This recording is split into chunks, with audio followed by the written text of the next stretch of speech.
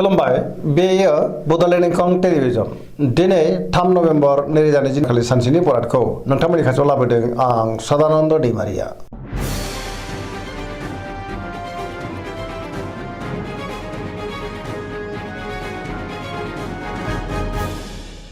सिगां फरायनो लादों मेष राशि गिबि हांखो अ ल दिनैनि साना जोबोर मोजां गोजोन आरो गाहाम थासारिखौ मोननो हागोन मावनो हानाय खामानिखौ थि समावनो आरो गोरलैयैनो मावफुंनोबो हागोन गोसोआ दिनै जोबोर गोजोनगोन देहाया मोजाङै थागोन सोरबा लोगोनिफ्राय मोजां खौरां फैनोबो हागौ रांखावरियाव मोजां बेफार फालांगियावबो जोबोर मोजां होनजायो आयाबो बांनो हागौ गुबुनजों मोजां सोमोन्दो लाखिनो रोंगोन सोरबा लोगोनिफ्राय थोजासे हेफाजाबखौ मोननो हागौ न'खराव अननानै फैगोन बिदा फंबायजों मोजां सोमोन्दो थागोन गुबुनजों अनजासे गारगोन गोसोनि बोलोआबो बांगोन गावनि गोसोनि साननायखौ गुबुननो फोरमायनोबो हागोन समाजाव मान मोनगोन सेंग्रा सिख्लाफ्रा जोबोर खुसि जागोन आरो गावबा गावनि गोसोनि साननायखौ फोरमायलायनोबो हागोन फरायसाफ्रा दिनै फरायनायाव गोसो दुंखांगोन आरो मोजां फिथाइ मोनगोन धोरोमारि बिथिङावबो गोसो दुंखांगोन पजिटिभ एनार्जिनि गोहोम गोग्लैगोन। वृष राशि गिबि हांखो इ उ ब दिनैनि साना जोबोर मोजां मोनफ्रोमबो बिथिङावनो जाफुंसारगोन बहाबा दावबायनो एबा हान्थिनो खाबु मोननोबो हागौ गोबां मोजां खाबुबो फैनो हागौ गोसोआ दिनै जोबोर गोजोनगोन गोसोनि बोलोआबो बांगोन गावनि गोसोनि साननायखौ गुबुननो फोरमायनोबो हागोन सिगांनि बबेबा आद्रा खामानिखौ दिनै मावफुंनो हागोन समाजाव मान मोनगोन रांखावरियाव मोजां गोबां धोन आरजिनोबो हागोन बेफार फालांगियाव दिनै जोबोर मोजां मुलाम्फा मोनगोन सोरजोंबा बाख्नाय जानो हागौ न'खराव दिनै बिसि फिसायनि गेजेराव अननानै फैगोन देहाया मोजाङैनो थागोन अब्लाबो नाथाय जानाय लोंनायाव सांग्रां जानांगोन जायखि खामानि मावा मानो मोनफ्रोमबो खामानिखौनो दिनै गोरलैयैनो मावफुंलांनो हागोन सोरबा लोगोनिफ्राय अनसायनाय मोननो हागौ गोसोनि साननायफ्रा मोगथाङाव जाफुंगोन पजिटिभ एनार्जिनि गोहोमबो गोग्लैनो हागौ।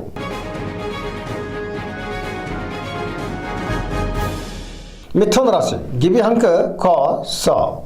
दिनैनि साना जोबोर मोजां गोबां मोजां खाबु फैनोबो हागौ पजिटिभ एनार्जिनि गोहोम गोग्लैगोन मोनफ्रोमबो बिथिङाव जाफुंसारगोन गियाननि आंखाल जानाय नङा गोथों आरो गोग्गो साननो रोंगोन गोसोआ दिनै जोबोर खुसि जागोन सोरजोंबा बाख्नाय जानो हागौ देहाया मोजाङै थागोन अब्लाबो नाथाय जानाय लोंनायाव सांग्रां जानाया गाहाम रांखावरियाव मोजां बेफार फालांगियावबो मोजां होनजायो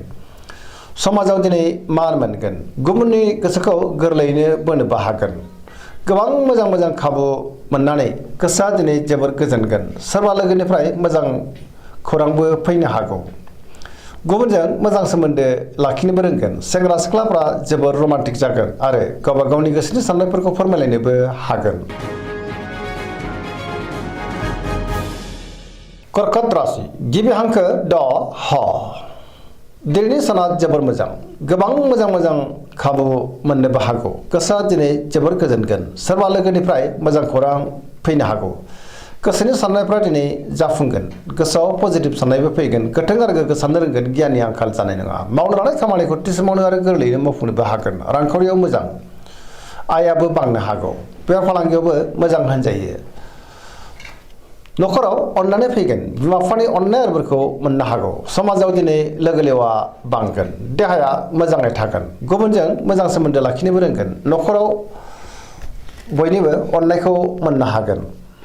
गुबुननि थाखाय गोबां मोजां खामानि मावनानै होनोबो हागोन फरायसाफ्रा दिनै फरायनायाव गोसो दुंखांगोन आरो मोजां फिथाइ मोननोबो हागोन पजिटिभ एनार्जिनि गोहोमबो गोग्लैगोन।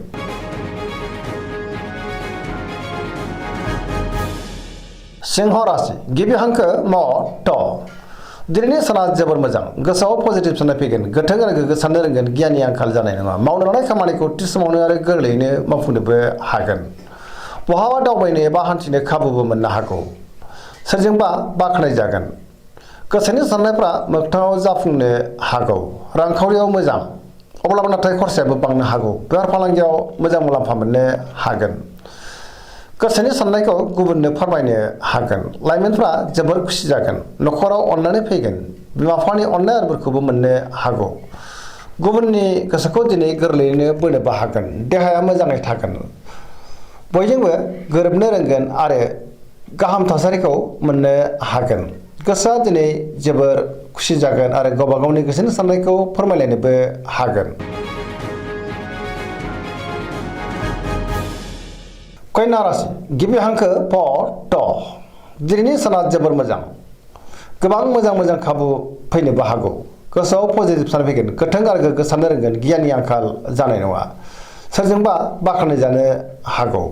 रांखावरियाव मोजां बेफार फालांगियावबो मोजां होनजायो देहाया मोजाङै थागोन गोबां मुंदांखा सुबुंजों दिनै लोगो मोनज्लायनो हागौ न'खराव बिसि फिसायनि गेजेराव अनलायनाय फैगोन सोरजोंबा बाख्नाय जानानै गोसोआ दिनै जोबोर गोजोनगोन पजिटिभ एनार्जिनि गोहोमबो गोग्लैनो हागौ सेंग्रा सिख्लाफ्रा जोबोर रमान्टिक जागोन आरो गावबा गावनि गोसोनि साननायखौ फोरमायलायनोबो हागोन पजिटिभ एनार्जिनि गोहोमबो गोग्लैगोन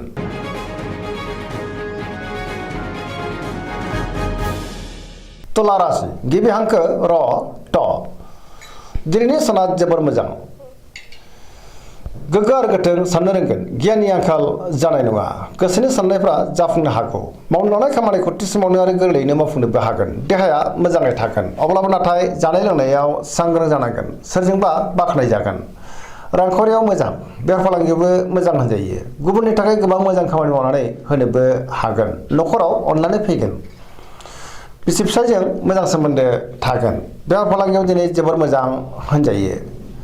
सोरबा लोगोनिफ्राय थोजासे हेफाजाबबो मोननो हागौ गोदान खामानियाव दिनै आखाइ होजेननो हागोन आरो जागायजेननो हागोन सेंग्रा सिख्लाफ्रा जोबोर रमान्टिक जागोन आरो गोसोनि साननायखौ फोरमायलायनोबो हागोन पजिटिभ एनार्जिनि गोहोमबो गोग्लैगोन धोरोमारि बिथिङावबो दिनै गोसो दुंखांनो हागौ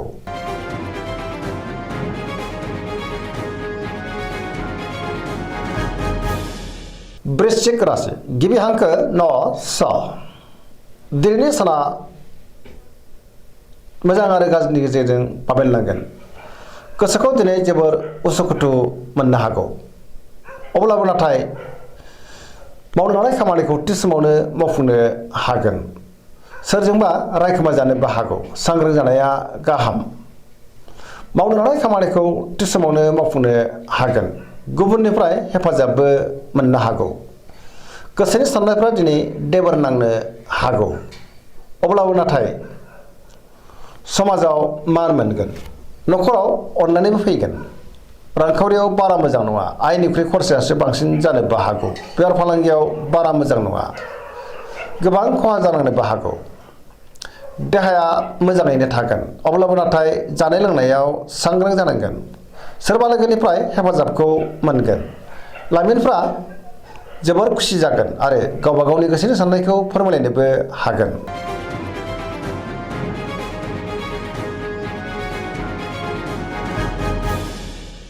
धनु राशि गिबि हांखो ध फ भ दिनैनि साना बारा मोजां नङा गोसोआव गोनो गोथो साननाय फैगोन गोथों आरो गोग्गो साननो रोंनाय नङा गियाननि आंखाल जानोबो हागौ सोरजोंबा नांलाय खमलाय एबा एना एनिबो जानो हागौ गोसोनि साननाया गोरोबाबो जानो हागौ मावनो लानाय खामानिखौ थि समावनो मावफुंनो गोब्राब जागोन माबा नङा माबा मोनसे गोरोन्थिबो जालांनो हागौ गोसोनि साननायफ्रा देबार नांगोन रांखावरियाव मोजां बेफार फालांगियावबो मोजां होनजायो आयाबो बांनो हागौ अब्लाबो नाथाय नेगेटिभ एनार्जिनि गोहोमबो गोग्लैगोन समाजाव मानहानि जानांनोबो हागौ बहाबा दावबायोब्ला लामा सामायाव सांग्रां जानांगोन देहाया मोजाङैनो थागोन बिदा फंबायनिफ्राय हेफाजाब मोननो गोब्राब जागोन सोरबा लोगोनिफ्राय गाज्रि खौरांबो फैनो हागौ लाइमोनफ्रा दिनै जोबोर आला खाला जागोन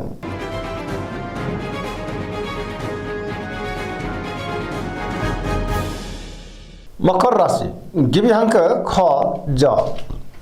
दिनैनि साना जोबोर मोजां गोसोखौ दिनै जोबोर गोजोननाय मोनगोन गुबुननि थाखाय गोबां मोजां खामानि मावनानै होनोबो हागोन देहाया मोजाङैनो थागोन गोसोआव गोग्गो आरो गोथों साननाय फैगोन मावनो लानाय खामानिखौ थि समावनो आरो गोरलैयैनो मावफुंनोबो हागोन रांखावरियाव जोबोर मोजां अब्लाबो नाथाय खरसायाबो बांनो हागौ बेफार फालांगियाव मोजां होनजायो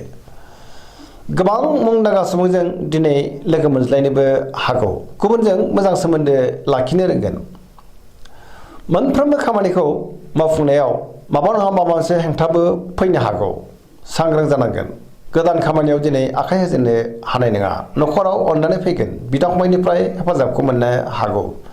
सेंग्रा सिख्लाफ्रा गावबा गावनि गोसोनि साननायखौ फोरमायलायनो हागोन फरायसाफ्रा दिनै फरायनायाव गोसो दुंखांगोन आरो मोजां फिथाइ मोननोबो हागोन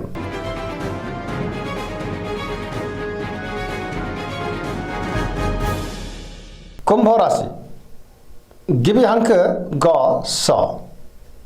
दिनैनि साना बारा मोजां नङा माबा नङा माबा मोनसे गोरोन्थि मावफ्लांनो हागौ गोसोआ दिनै जोबोर उसुखुथु जागोन मावनो लानाय खामानिखौ थि समावनो मावफुंनो गोब्राब जागोन बहानिफ्रायबा गाज्रि खौरांबो फैनो हागौ समाजाव मान मोनगोन गोबां मुंदांखा सुबुंजों दिनै लोगो मोनज्लायनोबो हागौ रांखावरियाव मोजां बेफार फालांगियावबो मोजां होनजायो अब्लाबो नाथाय खरसायाबो बांनो हागौ न'खराव अननानै फैगोन गुबुननिफ्राय हेफाजाबखौ मोननो हागोन बहाबा दावबायनो एबा हान्थिनो खाबु मोननोबो हागौ आरो मोजाङैनो हान्थिनोबो हागोन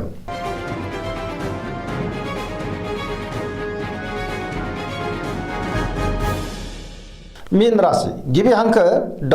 स दिनैनि साना जोबोर मोजां गोसोआ दिनै जोबोर खुसि जागोन गाहाम थासारि फैनो हागौ गुबुननि थाखाय गोबां मोजां खामानि मावनानै होनोबो हागोन सोरजोंबा बाख्नाय जागोन गोसोआव पजिटिभ साननाय फैगोन गोथों आरो गोग्गो साननो रोंगोन गियाननि आंखाल जानाय नङा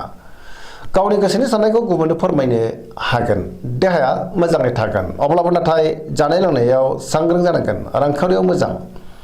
बेफार फालांगियावबो मोजां होनजायो न'खराव दिनै अननानै फैगोन सोरजोंबा बाख्नाय जानो हागौ लाइमोनफोरनि गोसोआ दिनै जोबोर खुसि जागोन आरो गावबा गावनि गोसोनि साननायखौ फोरमायलायनो हागोन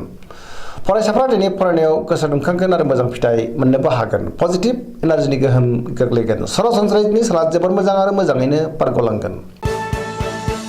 दिनैनि राशि फरायथिनाया एसेनोसै जोबनायाव बेखौनो खावलायो जाहाथे नोंथांमोना सानफ्रामबो जोंनि बे बड'लेण्ड इंखं टेलिभिजनखौ नायबाय थायो आरो साबस्क्राइब खालामो लोगोसे लाइक खालामो आरो शेयार खालामो एसेनोसै गोजोन्थों